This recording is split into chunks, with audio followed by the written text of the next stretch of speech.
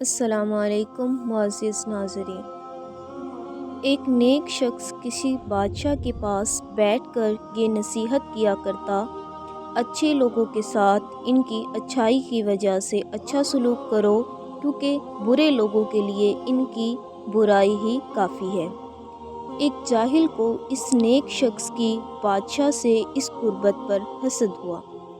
اس نے اس کے قتل کی سازش تیار کی اور بادشاہ سے کہا، یہ شخص آپ کو بدبودار سمجھتا ہے، اور اس کی دلیل یہ ہے کہ جب آپ اس کے قریب جائیں گے تو وہ اپنی ناک پر ہاتھ رکھ لے گا تاکہ آپ کی بدبو سے بچ سکے۔ بادشاہ نے اس سے کہا، تم جاؤ، میں خود اس کو دیکھ لوں گا۔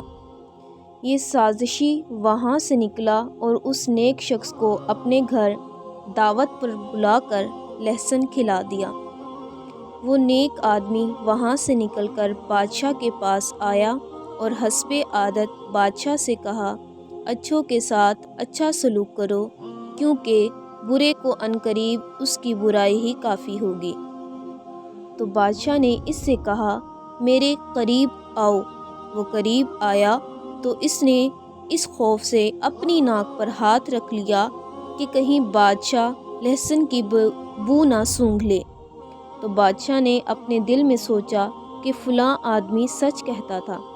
اس بادشاہ کی عادت تھی کہ وہ کسی کے لیے اپنے ہاتھ سے صرف انعام دینے کا ہی فرمان لکھا کرتا تھا، لیکن اب کی بار اس نے اپنے ایک گورنر کو اپنے ہاتھ سے لکھا کہ جب میرا خط لانے والا یہ شخص تمہارے پاس آئے تو اسے ذبح کر دینا اور اس کی کھال میں بھوسا بھر کر میرے پاس بھیج دینا۔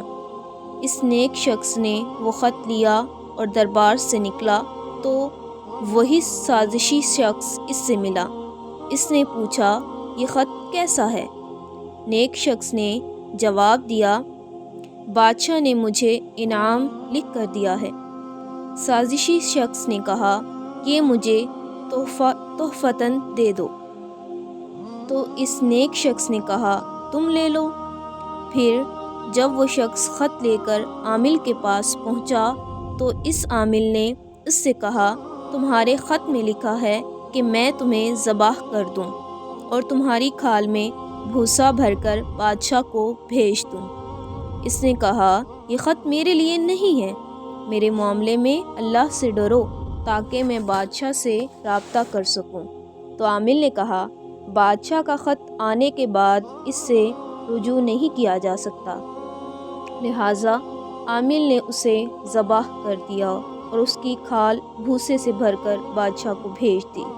پھر وہی نیک شخص حسب عادت بادشاہ کے پاس آیا اور اپنی بات دہرائی، اچھوں کے ساتھ اچھا سلوک کرو۔ تو بادشاہ نے حیرت زدہ ہو کر اس سے پوچھا، تم نے خط کا کیا کیا؟ اس نے جواب دیا، مجھے فلاں شخص ملا تھا، اس نے مجھ سے وہ خط مانگا تو میں نے اسے دے دیا۔ تو بادشاہ نے کہا، اس نے تو مجھے بتایا تھا کہ تم مجھے کہتے ہو کہ میرے جسم سے بو آتی ہے۔ تو اس نیک شخص نے عرض کی، میں نے تو ایسا نہیں کہا۔ پھر بادشاہ نے پوچھا، تم نے اپنی ناک پر ہاتھ کیوں رکھا تھا؟ اس نے بتایا، اسی شخص نے مجھے لہسن کھلا دیا تھا اور میں نے پسند نہ کیا کہ آپ اس کی بو سونگھیں۔ بادشاہ نے کہا، تم سچے ہو، اپنی جگہ پر جا کر بیٹھ جاؤ۔ برے آدمی کی برائی اسے کفایت کر گئی۔